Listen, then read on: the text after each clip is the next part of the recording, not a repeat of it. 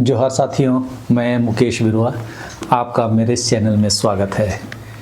आज हम अरावली पर बात करने वाले हैं। पहले हम यह जानने का कोशिश करेंगे कि अरावली के संबंध में इस समय हो क्या रहा है।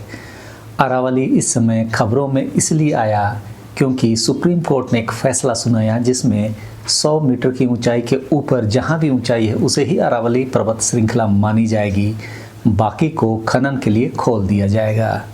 ये तो सुप्रीम कोर्ट का फैसला है, लेकिन इस फैसले तक सुप्रीम कोर्ट कैसे पहुँचे उसे भी समझते हैं।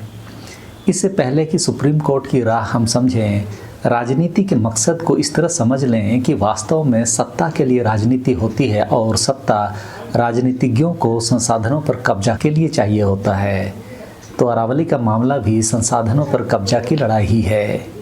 उस पर कब्जा को कितना कानूनी जामा पहनाया जाता है, यह राजनीतिक पार्टी की कार्यकुशलता पर निर्भर करता है और यह मामला इस समय उसी कार्यकुशलता की परीक्षा से गुजर रहा है।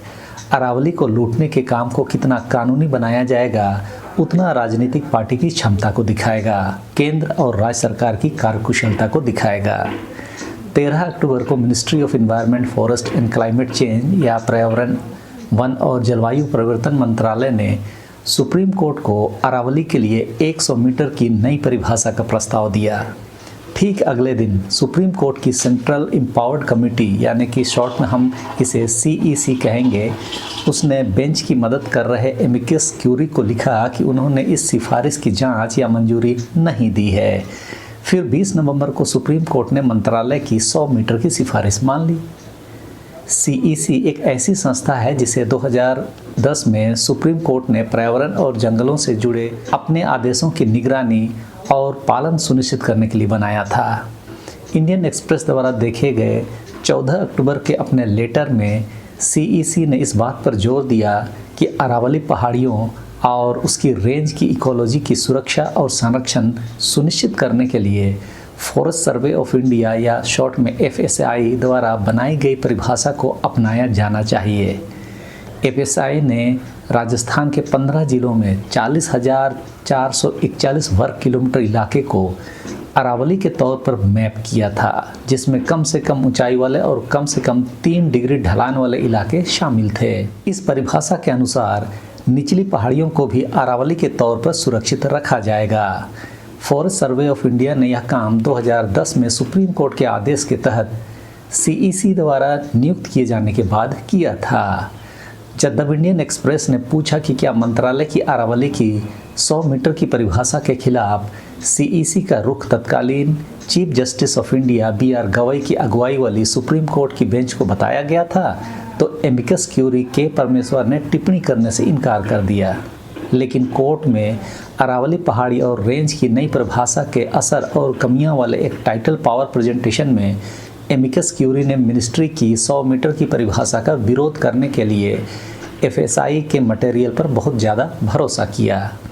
द इंडियन एक्सप्रेस द्वारा रिव्यू किए गए प्रेजेंटेशन में के परमेश्वर ने बताया कि इस 100 मीटर वाली परिभाषा के कारण अरावली की एक भौगोलिक विशेषता के तौर पर अखंडता खत्म हो जाती है। इसमें कहा गया कि इससे बिखराव होगा और अरावली की भौगोलिक विशेषता संरक्षित नहीं होगी।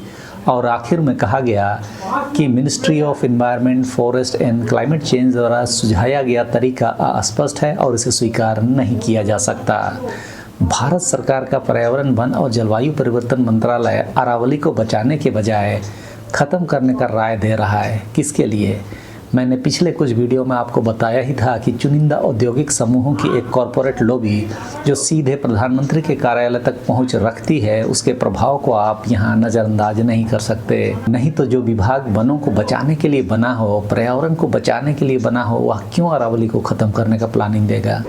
मई 2024 में सुप्रीम कोर्ट ने मिनिस्ट्री से पर्यावरण सचिव के तहत एक कमेटी बनाने के लिए कहा था ताकि खनन से पहाड़ियों की रक्षा के लिए अरावली के लिए एक समान परिभाषा लाई जा सके। डॉक्टर JR भट्ट ने कमेटी में सेंट्रल एम्पावर्ड कमेटी का प्रतिनिधित्व किया। 14 अक्टूबर को एमिकस क्यूरी को लिखे लेटर में CEC चेयरमैन और पूर्व डायरेक्टर जनरल फॉरेस्ट सिद्धांत दास ने लिखा कि CEC ने डॉक्टर भट्ट से कमेटी की 3 अक्टूबर की मीटिंग के ड्राफ्ट मिनट्स ठीक से जांच करने और सोच समझकर राय बनाने के लिए मांगे थे। लेटर में कहा गया है, आज तक कमेटी के सामने ऐसे कोई ड्राफ्ट मिनट्स नहीं रखे गए और मिनिस्ट्री ऑफ एनवायरनमेंट, फॉरेस्ट और क्लाइमेट चेंज द्वारा तैयार की गई रिपोर्ट की सीईसी ने कोई जांच नहीं की। इसीलिए मिनिस्ट्री ऑफ एनवायरनमेंट, फॉरेस्ट और क्लाइमेट चेंज द्वारा दायर हलफनामे में सीईसी को बताई गई राय असल में डॉक्टर जीआर भट्ट की है, ना कि सीईसी की। लेकिन मंत्रालय द्वारा अपने हलफनामे के हिस्से के रूप में जमा की गई रिपोर्ट पर हस्ताक्षर नहीं थे। दरअसल 14 अक्टूबर के लेटर में इस बात पर जोर दिया गया था कि सीईसी सोच समझकर इस राय का कि एफएसआई द्वारा इस्तेमाल की गई परिभाषा को अपनाया जाना चाहिए। संपर्क करने पर चेयरमैन दास ने कहा कि सीईसी को न्यायिक मामलों पर टिप्पणी नहीं करनी चाहिए। सीईसी सदस्य डॉक्टर जेआर भट्ट ने भी टिप्पणी करने से इनकार कर दिया। सारंडा को अभ्यारण्य बनाने के मामले में भी एक फॉरेस्ट ऑफिसर ने बिना राज्य सरकार से सलाह लिए ही अभ्यारण्य के लिए 57,519 हेक्टेयर का हलफनामा दिया था, जबकि एनजीटी के आदेश में तो सिर्फ 31,468 हेक्टेयर की बात थी। आप बातों को समझ रहे हैं ना, किस तरह नौकरशाहों की फौज इन सब फैसलों के पीछे काम करती है और न्यायालयों तक को अंधकार में रखती है और फैसला पूंजीपतियों के पक्ष में कर दिया जाता है। हालांकि एमिकस क्यूरी के परमेश्वर ने बताया कि यदि 100 मीटर की परिभाषा लागू की जाती है तो अधिकतम छोटी पहाड़ियों को अरावली का हिस्सा नहीं माना जाएगा और नतीजन उन्हें माइनिंग के लिए खोला जा सकता है। इससे निसंदेह गंभीर पर्यावरणीय परिणाम होंगे, जिसमें थार रेगिस्तान का पूर्व की ओर विस्तार भी शामिल है। इसलिए एमिकस क्यूरी के परमेश्वर ने निष्कर्ष निकाला कि मिनिस्ट्री ऑफ एनवायरनमेंट, फॉरेस्ट और क्लाइमेट चेंज द्वारा सुझाया गया तरीका अस्पष्ट है और इसे स्वीकार नहीं किया जा सकता। इस बीच एफएसआई ने एक ट्वीट में कहा कि वह मीडिया के कुछ हिस्सों में किए गए दावों का पूरी तरह से खंडन करता है कि उसने कोई ऐसा अध्ययन किया है जिसमें दिखाया गया हो कि माननीय सुप्रीम कोर्ट के हाल के फैसले के बाद अरावली की 90% पहाड़ियां असुरक्षित रह जाएंगी। 26 नवंबर को द इंडियन एक्सप्रेस ने एफएसआई के एक आंतरिक मूल्यांकन, मतलब पूरा अध्ययन तो नहीं, उस आंतरिक मूल्यांकन का हवाला दिया जिसने मंत्रालय और सीईसी को बताया था कि 100 मीटर की परिभाषा राजस्थान के 15 जिलों में फैली 12,081 अरावली पहाड़ियों में से 91.3% को बाहर कर देगी, जिनकी ऊंचाई 20 मीटर या उससे ज़्यादा है, जबकि 20 मीटर की ऊंचाई की सीमा हवा के अवरोधक के रूप में पहाड़ी के कार्य के लिए महत्वपूर्ण है। अगर सभी 1,18,575 अरावली पहाड़ियों पर विचार किया जाए तो एफएसआई के आंतरिक मूल्यांकन के अनुसार 99% से ज़्यादा 100 मीटर की सीमा को पूरा नहीं कर पाएंगे। मतलब सारा डिपार्टमेंट अपना बचाव करने में लगा है, लेकिन इन सब के पीछे कौन लोग हैं वह तो अब जानकार लोगों को अच्छी तरह से पता चल रहा है। वैसे तो मोदी सरकार के मंत्री नाम के ही होते हैं, लेकिन पहली बार इस बीच पर्यावरण मंत्री भूपेंद्र यादव ने मीडिया को बताया कि 1.44 लाख वर्ग मीटर या लगभग 278 वर्ग किलोमीटर में फैली पूरी अरावली के केवल 0.19% यानी कि 0.19% हिस्से में ही माइनिंग की अनुमति है। हालांकि मंत्रालय के अपने डेटा से पता चलता है कि यह 278 वर्ग किलोमीटर राजस्थान, गुजरात और हरियाणा में अरावली में पहले से ही माइनिंग के तहत खुले हुए क्षेत्र हैं। मंत्रालय ने अभी तक अरावली के निचले हिस्सों में माइनिंग और दूसरे डेवलपमेंट के भविष्य के स्कोप के बारे में कुछ नहीं बताया, जब उन्हें 100 मीटर की परिभाषा से बाहर कर दिया जाएगा। इस तरह आपके आंखों में धूल झोंका जा रहा है। सुप्रीम कोर्ट ने 2010 में 100 मीटर परिभाषा को खारिज कर दिया था, लेकिन इस बार हाँ कर दिया। कोर्ट के निर्देश पर ही एफएसआई ने 2010 में राजस्थान में अरावली पहाड़ियों का आकलन किया था और 3 डिग्री का ढलान का मानदंड तय किया, जिसके तहत 100 मीटर की परिभाषा खारिज हो गई। एफएसआई के सर्वे में अरावली की 3 डिग्री ढलान की परिभाषा को 20 नवंबर के सुप्रीम कोर्ट के फैसले में नज़रअंदाज कर दिया गया और जिसे पहले खारिज किया गया था उसी 100 मीटर ऊंचाई के बेंचमार्क को माना, जिसकी सिफारिश केंद्रीय पर्यावरण, वन और जलवायु परिवर्तन मंत्रालय ने की थी। ज्ञात हो, राजस्थान सरकार में अरावली के बारे में मानी गई परिभाषा यह थी कि वह चोटियां या पहाड़ियों के हिस्से जो ज़मीन के लेवल से 100 मीटर ऊपर हैं उन्हें ही अरावली पहाड़ियां मानी जाएगी। सर्वोच्च न्यायालय को यह स्वीकार नहीं था, इसीलिए खनन से जुड़े कई मामलों की सुनवाई करते हुए सुप्रीम कोर्ट ने 19 फरवरी 2010 को FSI से कोर्ट की सेंट्रल एम्पावर्ड कमेटी और राजस्थान के सहयोग से सैटेलाइट इमेज के आधार पर राजस्थान राज्य में पूरी पहाड़ी श्रृंखला का मूल्यांकन करने को कहा और स्पष्ट किया कि यह जमीन के लेवल से 100 मीटर से ऊपर की पहाड़ियों की चोटियों या हिस्सों तक सीमित नहीं होगा, यानी कि पूरे श्रृंखला पर लागू होगा।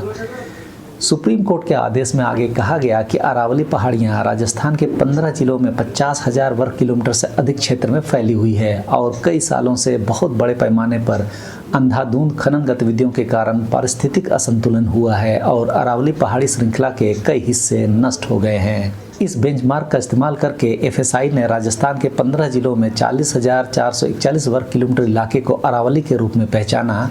अप्रैल 2014 में CEC ने सिफारिश की कि सुप्रीम कोर्ट राजस्थान को निर्देश दे कि सभी 15 जिलों में अरावली पहाड़ियों के लिए digitised GIS compatibility mining lease की सीमाएं और वन क्षेत्र की सीमाएं तुरंत FSI को प्रदान करें और यह सुनिश्चित करने के लिए समयबद्ध तरीके से प्रभावी सुधारात्मक कदम उठाएं कि कोई अवैध खनन ना हो। अक्टूबर 2018 में सुप्रीम कोर्ट ने CEC की एक रिपोर्ट में बताई गई गंभीर स्थिति को स्वीकार करते हुए कहा कि FSI द्वारा किए गए जमीनी सत्यापन से पता चला है कि राजस्थान में सैंपल की गई 128 पहाड़ियों में से 31 पहाड़ियाँ पूरी तरह से गायब हो गई हैं।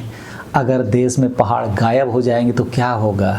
क्या लोग हनुमान बन गए हैं कि वे पहाड़ों को लेकर भाग रहे हैं? जस्टिस मदन लोकुर ने राजस्थान की ओर से पेश वकील से यह सवाल पूछा था।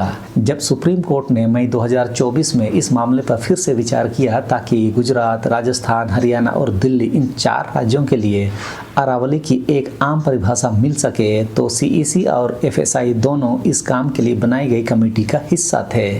दरअसल FSI ने जून 2024 में जियोलॉजिकल सर्वे ऑफ इंडिया और सर्वे ऑफ इंडिया को सदस्य बनाकर बनाई गई टेक्निकल सब कमेटी का नेतृत्व कर रही थी। हालांकि रिकॉर्ड बताते हैं कि मंत्रालय ने एक आम परिभाषा पर पहुंचने के लिए 4 राज्यों पर बहुत ज़्यादा दबाव डाला था और इस अक्टूबर में सुप्रीम कोर्ट को बताया कि अरावली राज्यों ने स्थानीय राहत और ज़मीनी स्तर से 100 मीटर ऊपर और उससे ज़्यादा की ऊंचाई के मानदंड पर सहमति जताई, यानी कि 100 मीटर से ऊपर के जो पहाड़ियां हैं उसे ही अरावली मानी जाए। इस मानदंड पर उन्होंने सहमति जताई। साथ ही सहायक ढलानों के साथ, जिसका पालन अभी राजस्थान अरावली पहाड़ियों और पर्वतमालाओं में खनन को रेगुलेट करने के लिए कर रहा है। मतलब राजस्थान की जो अरावली के संबंध में परिभाषा है उसको भी लेने की बात ये समिति कर रही है। CEC के असहमति नोट और एमिकस क्यूरी द्वारा एक विस्तृत प्रेजेंटेशन के बावजूद सुप्रीम कोर्ट ने 20 नवंबर को अरावली की 100 मीटर की परिभाषा के लिए मंत्रालय की सिफारिश को स्वीकार कर लिया, जिससे 1.5 दशक से ज़्यादा की न्यायिक निगरानी बेकार हो गई। क्यों बेकार हुई, वह आने वाले नज़दीक समय में ही हमें देखने को मिलेंगे, ऐसी हम उम्मीद कर सकते हैं। तो इस तरह खनन को एक तरह से बचाने के लिए कोर्ट ने इस तरह का फैसला किया जैसा लग रहा है, लेकिन उसके पीछे राजस्थान सरकार की खनन नीति मूल में रही, जिसने 100 मीटर से ऊंची जगहों को ही सिर्फ अरावली श्रृंखला माना था। उसके नीचे वाले जगहों को खनन के लिए खोल दिया गया था। तो इस वीडियो में मैंने कोशिश किया कि जो कुछ हुआ उसकी जानकारी दूं, लेकिन अरावली के पर्यावरणीय प्रभाव, उत्पत्ति आदि पर एक अलग वीडियो बनाऊंगा ताकि हम एकेडमिकली और प्राकृतिक रूप से अरावली की श्रृंखला को समझ पाएँ। तो इस वीडियो में समय के लिए इतना ही। सबों को धन्यवाद। जोहार।